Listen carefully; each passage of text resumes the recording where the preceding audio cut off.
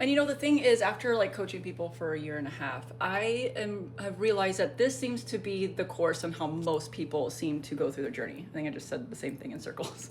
So essentially what I mean is it seems like creators, they start out and the way that they can start learning is to copy or really draw inspiration from other people's content and all that. That actually makes a lot of sense. That's what people do when they learn a musical instrument. Though, like if you're learning guitar, because I am a guitar player, kind of, I will sit there and try to learn a song, right? Now, I'm not putting those songs out there calling it my own, but you draw inspiration, you learn. And then when you start learning how to make your own music, you draw from people's music. I mean, think about how many people copy the Beatles. And so as a content creator, you draw heavily on inspiration. Now, I do think it's an issue when communities and all of these gurus and stuff are telling you to, essentially the only way to make this is to copy other people, like to a T.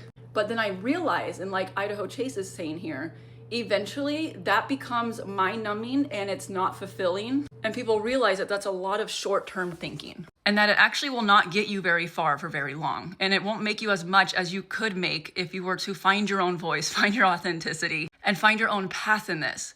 Again, that doesn't mean you can't draw inspiration and steal people's hooks or copy people's hooks, however, whatever word you want to use at that, or use a visual that someone did. It just means you still need to put yourself into it because the final connection piece in your video is going to be you.